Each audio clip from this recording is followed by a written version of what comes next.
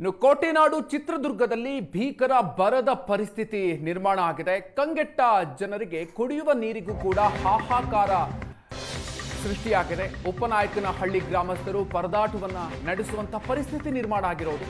5-6 ತಿಂಗಳಿನಿಂದ ನೀರಿನ ಸಮಸ್ಯೆ ಶುರುವಾಗಿದೆ. ಚಿತ್ರದುರ್ಗದಿಂದ ಕೇವಲ 10 ಕಿಲೋಮೀಟರ್ ದೂರದಲ್ಲಿರುವಂತಹ ಗ್ರಾಮ ಇದು. ಜನ ಜಾನುವಾರುಗಳಿಗೂ ಕೂಡ ನೀರು ಸಿಗದೆ ಪರದಾಡುವಂತಹ ಪರಿಸ್ಥಿತಿ ಇಲ್ಲಿ ನಿರ್ಮಾಣ ಆಗಿದೆ. ಅಧಿಕಾರಿಗಳು ಜನಪ್ರತಿನಿಧಿಗಳ ವಿರುದ್ಧ ಗ್ರಾಮಸ್ಥರು ಹಿಡಿ ಶಾಪ ಹಾಕ್ತಾ ಇದ್ದಾರೆ.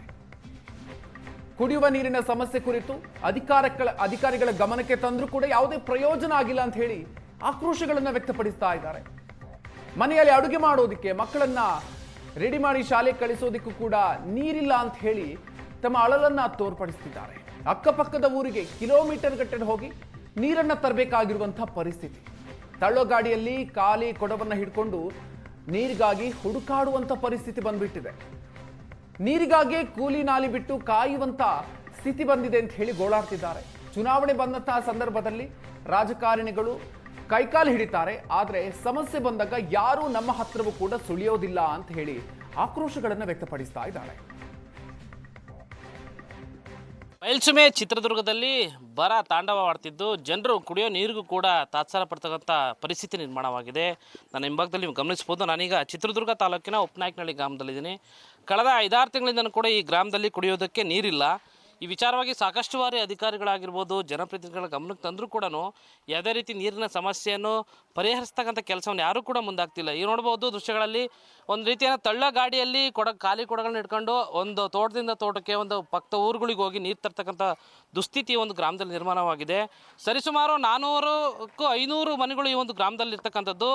ಆದರೂ ಕೂಡ ಕುಡಿಯೋ ನೀರಿನ ಸಮಸ್ಯೆಗಾಗಿ ದಿನದಿಂದ ಏನಂತಂದರೆ ಒಂದು ರೀತಿ ಕಷ್ಟದಲ್ಲೇ ಜೀವನ ಮಾಡ್ತಿದ್ದಾರೆ ಅಂತ ಹೇಳ್ಬೋದಾಗಿದೆ. ಕುಡಿಯೋದಕ್ಕೆ ನೀರಿದ್ದರೆ ಅಥವಾ ಜಾನುವಾರುಗಳಿಗೆ ನೀರಿದ್ದರೆ ಏನಾದರೂ ಒಂದು ಅನುಕೂಲ ಆಗುತ್ತೆ. ಆದರೆ ಎಷ್ಟು ಸಮಸ್ಯೆ ಆಗ್ತಿದೆ ಅಂದರೆ ಹೇಳತೀರೋದು, ಮಕ್ಕಳುಗಳನ್ನ ಶಾಲೆಗೆ ಕಳಿಸೋದಕ್ಕೂ ಕೂಡ ಸಮಸ್ಯೆ ಆಗ್ತಾಯಿದೆ. ಕುಡಿಯೋದಕ್ಕಂತೂ ನೀರಂತೂ ಸಿಗ್ತಾನೇ ಇಲ್ಲ. ಸಾಕಷ್ಟು ಹಿಂಸೆ ಆಗ್ತಾಯಿದೆ. ಈ ಒಂದು ನೀರಿನ ಒಂದು ಸಮಸ್ಯೆಯಿಂದಾಗಿ ಬರ ನಮ್ಮ ಜಿಲ್ಲೆಯಲ್ಲಿ ಯಾವ ರೀತಿ ತಾಂಡವಾಡ್ತಿದೆ, ಗ್ರಾಮದಲ್ಲೂ ಕೂಡ ಸಾಕಷ್ಟು ಕುಡಿಯೋ ನೀರಿಗೆ ಸಮಸ್ಯೆ ಶುರುವಾಗಿದೆ ಅಂತಕ್ಕಂಥದ್ದು ಗ್ರಾಮಸ್ಥರು ಹೇಳ್ತಾ ಇದ್ದಾರೆ. ನೇರವಾಗಿ ಅವ್ರು ಗ್ರಾಮಸ್ಥರು ಮಾತಾಡ್ತಾ ಹೋಗ್ತೀನಿ.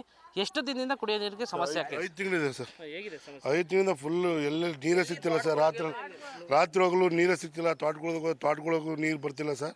ಇಲ್ಲಿ ಎಲ್ಲ ಡಿ ಸಿ ಹತ್ರ ಹೋಗಿದ್ವಿ, ಡಿ ಸಿ ಹತ್ರ ಮನವಿ ಮಾಡಿದ್ವಿ. ಇನ್ನೊಂದು ಹೇಳ್ತೀನಿ ಅಂತಾರೆ.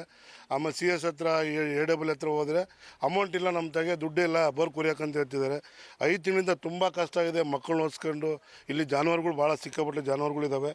ಆದರೆ ನಮ್ಮ ಕಾಡುಗೊಲ್ಲ ಜನಾಂಗದಲ್ಲಿ ಜಾನುವಾರುಗಳು ಜಾಸ್ತಿ ಇರೋದಕ್ಕಿಂತ ಇಲ್ಲಿ ಏನೇನೂ ಸಿಗ್ತಿಲ್ಲ. ಭಾಳ ಕಷ್ಟ ಆಗ್ಬಿಟ್ಟಿದೆ.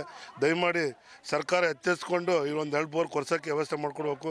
ಆದರೆ ಮಾಧ್ಯಮರು ಬಂದಿರಿ, ನಮ್ಮ ಹೇಳಿದ ತಕ್ಷಣ ನಿಮ್ಗೆ ಭಾಳ ಧನ್ಯವಾದ ತಲುಪಿಸುತ್ತೆ. ಗ್ರಾಮದಲ್ಲಿ ಟೋಟಲ್ ಎಷ್ಟು ಮನೆಗಳಿದಾವೆ ಸರ್? ಎಷ್ಟು ಮನೆಗಳು, ಜಾನುವಾರುಗಳು ಎಷ್ಟು ಸಂಖ್ಯೆಯಲ್ಲಿ ಇದಾವೆ ಸರ್? ಜಾನುವಾರುಗಳು ಒಂದು 3000 ಮೇಲಿದೆ ಸರ್. ಜಾನುವಾರುಗಳು ದನ ಆಮೇಲೆ ಕುರಿ ಸಾಕಾಣಿಕೆ ಅವಲಂಬಿಕೆ ನಮ್ಮ ಗೌರವ ಯಾವ್ದಾವ ಸಮುದಾಯರು ಸಿಕ್ಕಾಪಟ್ಟಲೆ ಕುರಿಗಳು ಇದೆ ಸರ್, ಜೀವನ ಮಾಡ್ತಾರೆ.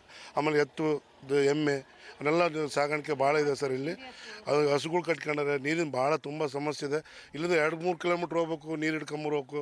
ಬೆಳಗ್ಗೆ ಟೈಮಿಗೆ ಸ್ಕೂಲಿಗೆ ಕಳ್ಸೋಕ್ಕಾಗ್ತಿಲ್ಲ ಮಕ್ಕಳು ಹಿಡ್ಕೊಂಬಿಟ್ಟು ಟೈಮಿಗೆ ಸರಿಯಾಗಿ. ಭಾಳ ತೊಂದರೆ ಇದೆ ಸರ್.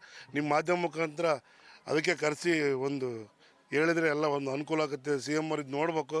CM ಅವ್ರ ಫಂಡ್ನಲ್ಲಿ ಇಟ್ಟಿದ್ದೀನಿ ಅಂತ ದುರ್ಗದಾಗ ಹೇಳ್ತಿದ್ದಾರೆ. ಯಾವುದಾಗ ಅಲ್ಲಿ DC ಕೇಳಿದ್ರು ದುಡ್ಡಿಲ್ಲ, ಅನುದಾನ ಇಲ್ಲ. ಅನುದಾನ ಎಷ್ಟು ಸಹ 3-4 ತಿಂಗಳಿಂದ ಓಡೋದಾಗಿದೆ.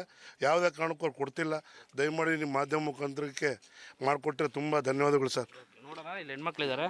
ಮೇಡಮ್, ಯಾವ ರೀತಿ ಸಮಸ್ಯೆ ಆಗ್ತಿದೆ ಊರಲ್ಲಿ? ನೀರನ್ನು ಮೇಯ್ನು ನೀವೇ ಬಳಸೋದು, ನೀರನ್ನ ಯಾವ ರೀತಿ ಬಳಸ್ತಿದ್ದೀರಾ? ಏನಾಗ್ತದೆ ಸರ್? ನೀರಿಂದಂತೂ ಭಾಳ ಸಮಸ್ಯೆ ಆಗ್ಬಿಟ್ಟೈತಿ. 5 ತಿಂಗಳಿದ್ದಲ್ವ ಇಲ್ಲಿ ನೋಡಿದರೆ ರಾತ್ರಿ 1 ಗಂಟೆವರೆಗೂ ಇಲ್ಲಿ ಇರ್ಬೇಕು. ಇಡೀ ಗ್ರಾಮನ್ನೇ 400 ಗ್ರಾಮ ಐತಿ ಇಲ್ಲಿ ಸರ್. ಅಷ್ಟೊಂದು ಜನ ಇಲ್ಲಿ ನೀರು ಹಿಡಿಬೇಕು. ರಾತ್ರಿ 1 ಗಂಟೆ ಆಗುತ್ತೆ, 2 ಗಂಟೆ ಆಗುತ್ತೆ ಸರ್. ಹೆಣ್ಮಕ್ಳು ಬಂದು ಇಲ್ಲೆಲ್ಲ ನೀರು ತಳ್ಕೊಂಡೋಗ್ಬೇಕು ಸರ್.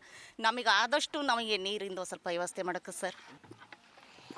ಇದಿಷ್ಟು ಉಪನಾಯಕನಹಳ್ಳಿ ಗ್ರಾಮಸ್ಥರ ಮಾತು. ಇನ್ನಾದರೂ ಕೂಡ ಅಧಿಕಾರಿಗಳು ಇತ್ತ ಗಮನ ಹರಿಸಿ ಕುಡಿಯೋ ನೀರಿನ ವ್ಯವಸ್ಥೆನ ಮಾಡಬೇಕಂತಕ್ಕಂಥದ್ದು ಗ್ರಾಮಸ್ಥರ ಆಗ್ರಹ. ಕಿರಣ್ ಎಲ್ ತೊಡರ್ನಾಳ್, ಏಷ್ಯಾನೆಟ್ ಸುವರ್ಣ ನ್ಯೂಸ್, ಚಿತ್ರದುರ್ಗ.